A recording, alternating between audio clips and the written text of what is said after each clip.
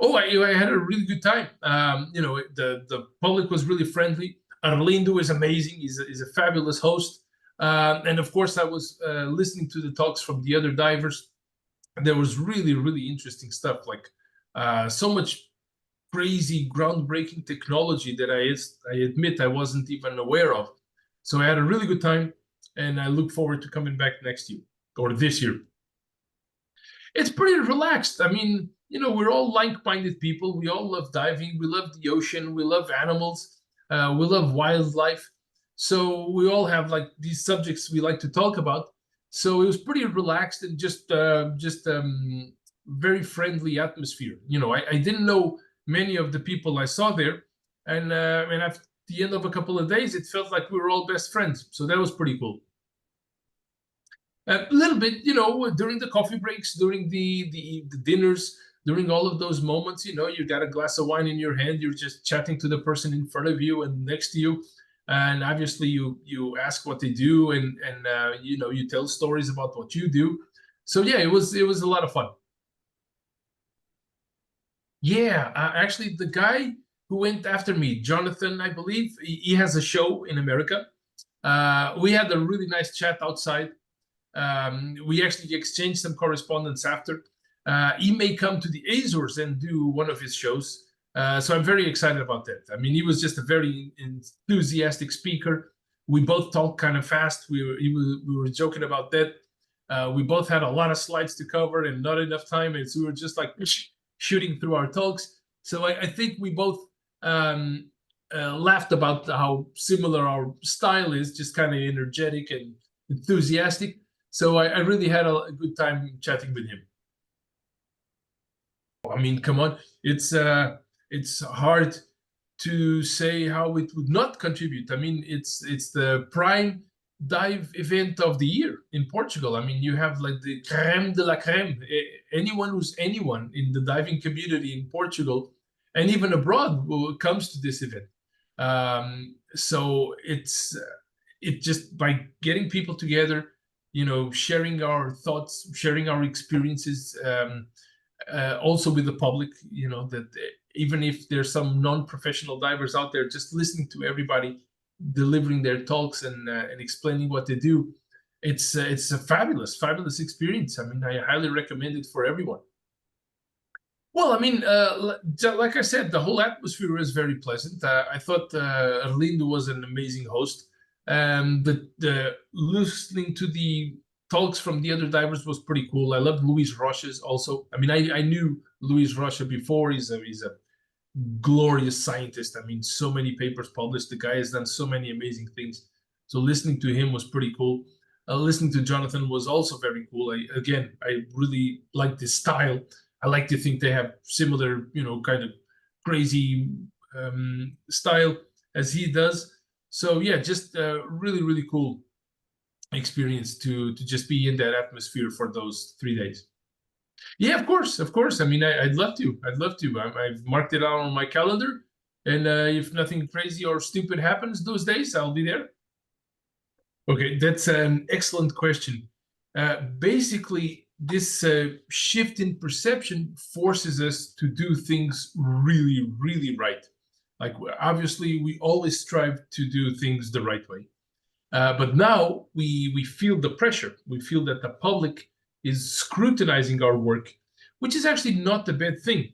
We actually see it as a good thing. It means that the public opinion is heading in the right direction, which is to demand animal welfare is a priority. And though it's always been a priority for us, basically it means that we can't afford to screw things up. So I see it as a very positive thing, and it just keeps us on our toes and forces us to really do things in the correct, the ethical, the moral way. I mean, it's not even a question, because think about the overall collection of flying sharks in 1 year is probably, I'm just going to throw a number, let's say 2,000 fish. Now, that's what a commercial fisherman, a trawler, for example, will catch in 30 minutes. Now, multiply the number of commercial trawlers, the number of commercial purse seiners, the number of hook and line, longliners, bottom longliners, surface longliners, multiply that by 300 days in a year, deducting all the days that they're not working. And it's absolutely staggering. I mean, the amount of dead fish compared to the amount of live fish that Flying Sharks takes from the ocean and delivers to institutions that are educating the public.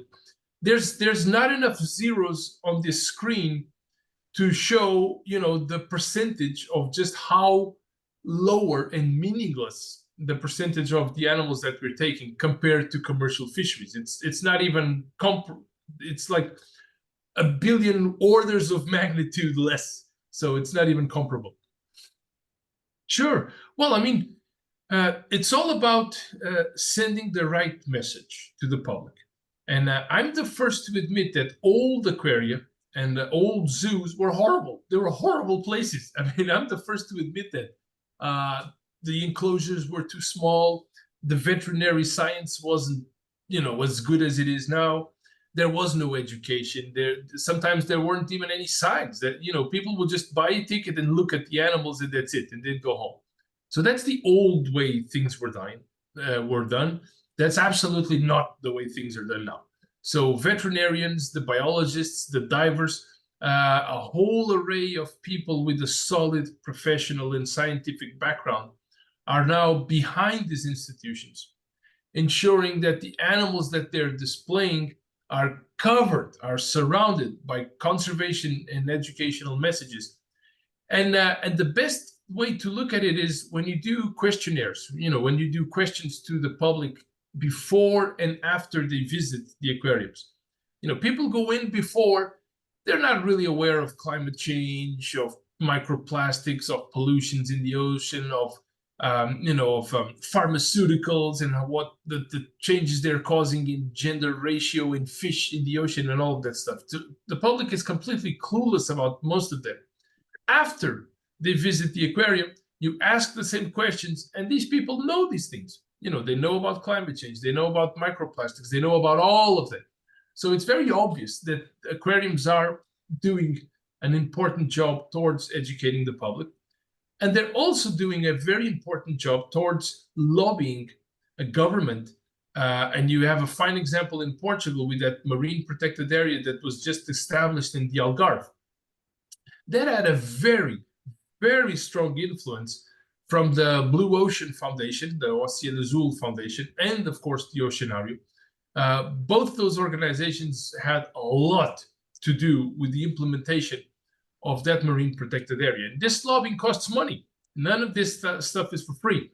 So those organizations are behind a lot of extremely important political decisions. And this is happening, of course, all over the world. It's not just in Portugal. That's a good question. And I suppose it would be interesting if people would ask, what can we do? What can we, as general members of the public, do to head things, to help things go in the right direction? I wish people would, I guess they do ask that question, but I wish they would internalize that question and then actually act on it. Because I would answer, you need to get involved. That's what you need to do. You need to get involved. You need to get involved on social media. You need to write emails to our leaders, to government. You need to write emails to the directors of NGOs and all of those people. So get involved. Get the word out there. Tell government, we'd like the oceans to remain clean and unfished. Why don't we make Portugal a shark sanctuary? Why don't we make shark fishing illegal all over Portugal? With very, very obvious benefits commercially. There's a lot of money to be made by taking people diving with sharks, which we see in the Azores. So why not do that all over the mainland as well? So that's what I would like to see people, rather than just complaining on social media, actually do something. Write an email to government. make government know that the public is interested in keeping the ocean safe. And commercial fisheries, can be a problem with overfishing and illegal fisheries and unreported fisheries and all of that. Aquariums are taking 0.0000001% of what commercial fisheries, and are doing a tremendous job educating the public while keeping the animals in pristine condition, unlike 50 years ago. So that would be my wish for people to ask and to act.